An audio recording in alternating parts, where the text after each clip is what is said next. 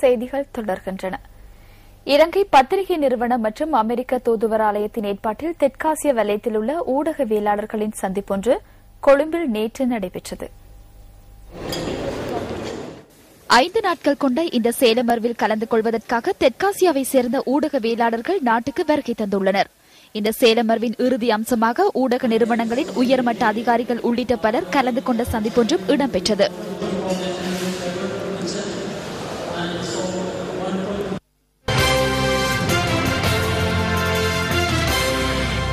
கடந்த சில நாட்களாக முதலைகள் மற்றும் யானைகளால் மனிதர்களுக்கு இடையூறு ஏற்படுத்தப்பட்ட பல்வேறு சம்பவங்கள் பதிவாகியிருந்தன.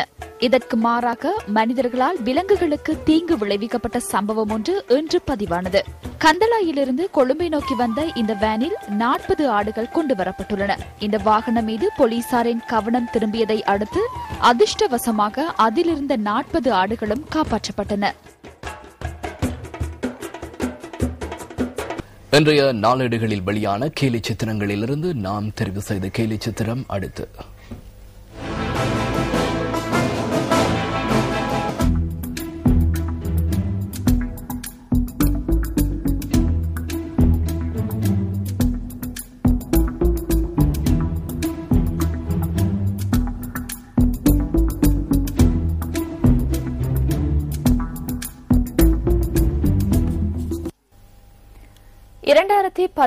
ஆண்டாகும் போது கல்வி பொதுத்தராதர சாதாரண தர பரீட்சையில் சித்தியடையும் மாணவர்களின் சதவீதத்தை 80 உயர்த்துவது தமது அமைச்சின் நோக்கமாகும் என கல்வி அமைச்சர் பந்துல குணவர்தன தெரிவிக்கின்றார்.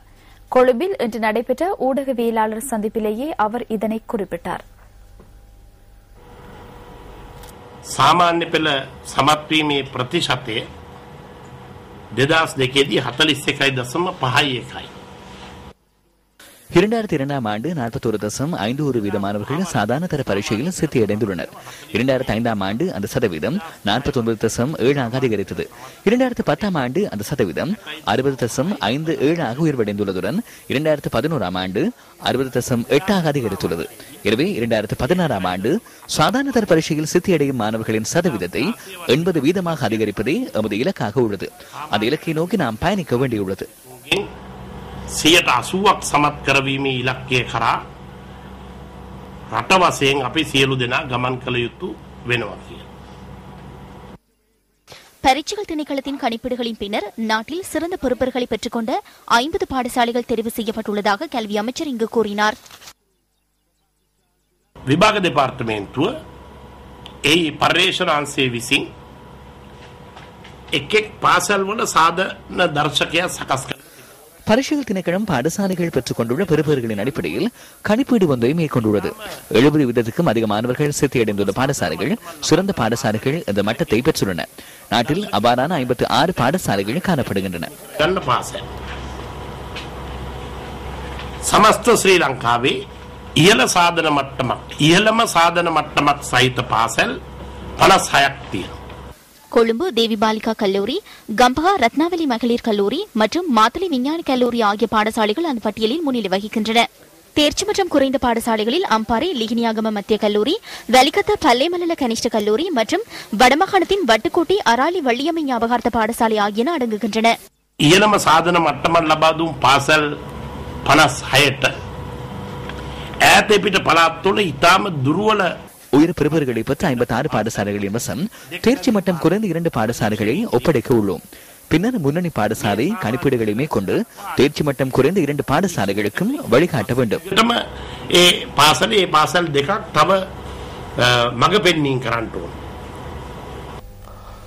சர்ச்சையை ஏற்படுத்தியுள்ள தம்புள்ளை பள்ளிவாசல் புனித பூமி பிரதேசத்திலிருந்து அப்பாலே அமைந்துள்ளதாக காணி மற்றும் காணி அபிவிருத்தி அமைச்சர் ஜனக பண்டார தென்னகோன் தெரிவிக்கின்றார்.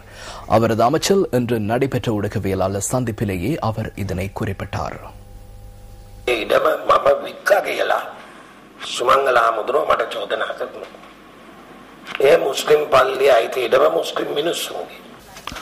அந்த இடத்தை நான் விற்றதாக சுமங்கல தேரர் என் மீது குற்றம் சுமத்துகிறார். பள்ளிவாசல் உள்ள காணி முஸ்லிம்களுடையது. அந்த இடத்தை அபகரித்துக் கொண்டாலும் ஏனைய இடங்களை அபகரித்துக் கொண்டதை போன்று அந்த மக்களை போகுமாறு எவரும் கூறுவதில்லை. சிங்கள மக்களை போன்று முஸ்லிம் மக்களும் ஒன்றிணைந்துள்ளனர். மிகவும் அமைதியான முறையில் தீர்த்துக் கொள்ளக்கூடியதாக இருந்த பிரச்சினை, எனினும் இந்த பிரச்சினை இந்த சர்வதேச மட்டத்துக்கு செல்லும் ஓர் விடயமாக மாறியுள்ளது. அவசியமற்ற ஒரு பிரச்சினை இந்த நாட்டில் ஏற்பட்டுள்ளதாக நான் நினைக்கிறேன். முஸ்லிம் பள்ளிவாசல்களுக்கு வரி பணம் செலுத்த வேண்டிய அவசியமில்லை. 2001ஆம் ஆண்டு உள்ளூராட்சி மன்றத்தினால் அந்த பள்ளிக்கு வரி விலக்கு அளிக்கப்பட்டுள்ளது. சட்டவிரோத கட்டிடம் என்றால் உள்ளூராட்சி மன்றத்தினால் வரி விலக்கு வழங்க முடியாது. ஜனாதிபதி என்னுடன் தொடர்பு கொண்டு ஜனக இதனை அகற்றுவதற்கு அல்லது இந்த பிரச்சனையை தீர்ப்பதற்கு முயற்சி எடுக்குமாறு கூறினார். நான் அதனை ஆராய்ந்து பார்க்கிறேன் என ஜனாதிபதிக்கு கூறினேன். அதன் பின்னரே 23ஆம் தேதி கலந்துரையாடல் நடைபெற்றது. அதற்கு புத்த சாசன அமைச்சின் செயலாளருக்கு அழைப்பு விடுத்தேன். பிரதமருக்கு 3 முறை தொடர்பு கொண்டு அழைப்பு விடுத்தேன். புண்ணிய பூமி ஒரு இடத்திலேயே உள்ளது. கண்டலங் சந்திக்கு அப்பாலே புனித பூமி. எனினும் அந்த பள்ளிவாசல் அந்த பகுதிக்குள் அடங்கவில்லை. அது இப்பக்கமே உள்ளது. இந்த சட்டங்கள் நாட்டில் உரிய முறையில் நடைமுறைப்படுத்தப்படாதவரை எதனையும் செய்ய முடியாது. මේ පල්ලිය දෙන්නේ කණ්ඩලංගන්දියෙන් මෙහා. ඒකට ඉස්සරහා තව කාලි කෝවිලකුත් තියෙනවා. මේ නීතිය මේ රටේ හරියට ක්‍රියාත්මක වෙනකල් අපි බලාපොරොත්තු වෙන ලෝකය මේ රටේ ස්ථාපිත කරන්න බෑ. இதேவேளை முஸ்லிம் அமைப்புகளின் ஒன்றிணைவு இன்று ஊடகவியலாளர் சந்திப்பு ஒன்றை ஏற்பாடு செய்து இந்த விடயம் தொடர்பாக விளக்கியது.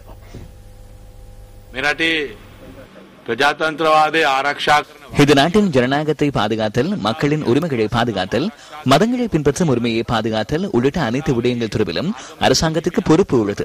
எனினும் இந்த அரசாங்கம் அந்த பொறுப்புகளை நிறைவேற்ற எவ்வித நடவடிக்கைகளையும் எடுக்கவில்லை என்பது புலப்படுகிறது. இந்த நாட்டில் சட்டம் எவ்வாறு நடைமுறைப்படுத்தப்படுகிறது என்ற பிரச்சினை ஏற்பட்டுள்ளது.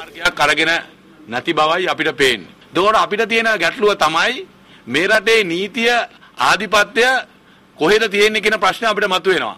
මම කියනවා මේ ආණ්ඩුවෙන් සියලුම මුස්ලිම් ඇමතිවරුන්ට ඉල්ලා අස්සෙන්න කියලා. இந்த அரசாங்கத்தில் உள்ள அனைத்து முஸ்லிம் அமைச்சர்களுக்கும் ராஜினாமா செய்யுமாறு நான் கூறுகிறேன். சிங்கள பௌத்தர்கள் என்ற வகையில் ஒரு சட்டம், முஸ்லிம்கள் என்ற வகையில் மற்றொரு சட்டம், கிறிஸ்தவர்களுக்கு மற்றொரு சட்டம். இந்த நாட்டில் சட்டங்கள் உரிய முறையில் நடைமுறைப்படுத்தப்படுவதில்லை. ஏனைய நாடுகளில் அவ்வாறு இருக்க முடியும், இங்கு அவ்வாறு இல்லை. இதேவேளை சர்ச்சையை ஏற்படுத்தியுள்ள தமிழ பள்ளிவாசல் தொடர்பில் நேற்று கிழக்கு மாகாண சபையிலும் விவாதிக்கப்பட்டது.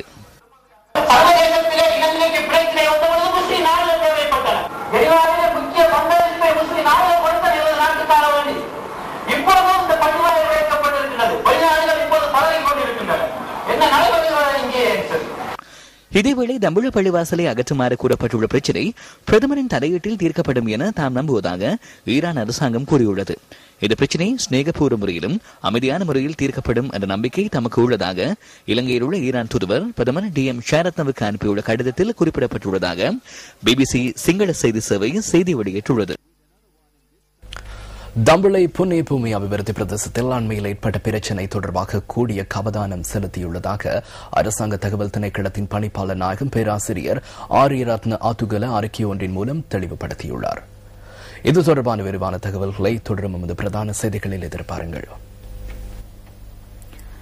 முன்னாள் ஜனாதிபதி ரணசிங்க பிரேமதாசவின் ஞாபகார்த்த நிகழ்வில் கலந்து கொள்வதற்காக தாம் எவரிடமும் அனுமதி கோரவில்லை என ஐக்கிய தேசிய கட்சியின் பிரதி தலைவர் சஜித் பிரேமதாச தெரிவித்துள்ளார்.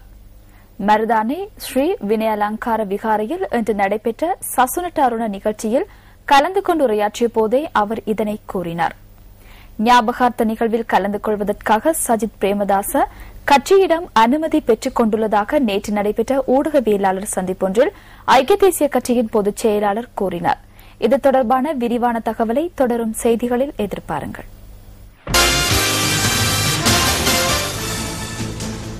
வருமானத்தை விட செலவு அதிகரித்து செல்வதே ரூபாயின் பெறுமதி குறைவடையும் நெருக்கடிக்கு முக்கிய காரணம் என பொருளாதார நிபுணர்கள் தெரிவிக்கின்றனர். அரசு துறையை போன்று தனியார் துறையிலும் இன்று அந்த நிலை ஏற்பட்டுள்ளதாக கொழும்பில் இன்று நடைபெற்ற கலந்துரையாடல் ஒன்றில் தெரிவிக்கப்பட்டது. டிரான்ஸ்பரன்சி இன்டர்நேஷனல் இலங்கை நிறுவனம் ரூபாவின் பிரச்சினை என்ற துணைப்பொருளில் கொழும்பில் இன்று வைபவம் ஒன்றை ஏற்பாடு செய்திருந்தது.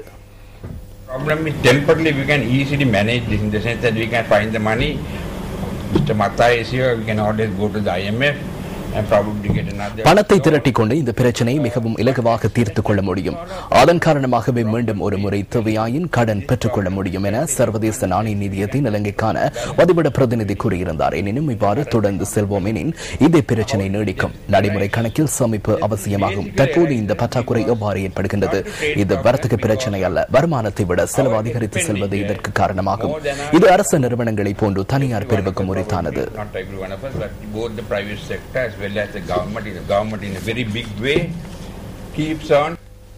உள்நாட்டுச் செய்தி ஒன்று. தம்புள்ளை புண்ணிய பூமி அபிவிருத்தி பிரதேசத்தில் அண்மையில் ஏற்பட்ட பிரச்சினை தொடர்பாக கூடிய அவதானம் செலுத்தியுள்ளதாக அரசாங்க தகவல் திணைக்களத்தின் பணிப்பாளர் நாயகம் பேராசிரியர் ஆரியரத்ன அத்துகல அறிக்கை ஒன்றின் மூலம் தெளிவுபடுத்தியுள்ளார். புண்ணிய பூமி அபிவிருத்தி பிரதேசத்தில் அண்மையில் ஏற்பட்ட பிரச்சினை தொடர்பாக கூடிய அவதானம் செலுத்தியுள்ளதாக அரசாங்க தகவல் திணைக்களத்தின் பணிப்பாளர் நாயகம் பேராசிரியர் ஆரியரத்ன அத்துகல அறிக்கை ஒன்றின் மூலம் தெரிவித்துள்ளார். இலங்கை வாழ் சமூகத்தில் கடும் போக்கு குழு ஒன்று அல்லது சர்வதேச சமூகத்தின் அழுத்தம், மாற்று முறைகள் அல்லது வேறு செயற்பாடுகள் மூலம் குழப்பங்களை ஏற்படுத்த முயற்சிப்பது தொடர்பில் ஆராய்ந்து சரியான முறையில் செயற்படுவதற்கு அரசாங்கம் அர்ப்பணிப்புடன் இருப்பதாக அரசாங்க தகவல் திணைக்கள பணிப்பாளர் நாயகம் கூறியுள்ளார்.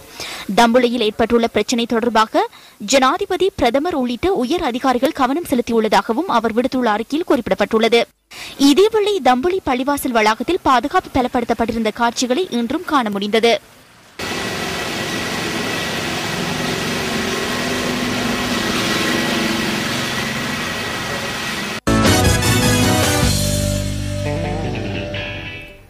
சர்வதேச காற்பந்து வீரர்கள் சம்மேளனத்தின் ஆசிய பசிபிக் வலய மாநாடு கொழும்பில் இன்று நடைபெற்றது. இந்த மாநாடு இலங்கையில் நடைபெற்ற முதல் சந்தர்ப்பம் இதுவாகும். சர்வதேச காற்பந்து வீரர்கள் சம்மேளனத்தின் ஆசிய பசிபிக் வலய மாநாட்டு தலைவரான சீனாவின் வென் வெய் ஹெஸ் வெஸ்லி உள்ளிட்ட சிலர் மாநாட்டில் கலந்து கொண்டனர்.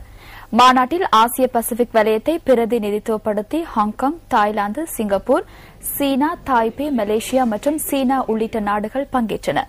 ஆசிய பசிபிக் வலயத்தில் கார் பந்தயங்களை நடத்துவது மற்றும் இந்த வலயத்தில் உள்ள வீரர்களுக்கான பயிற்சி முகாம்களை நடத்துவது தொடர்பில் மாநாட்டில் ஆராயப்பட்டது.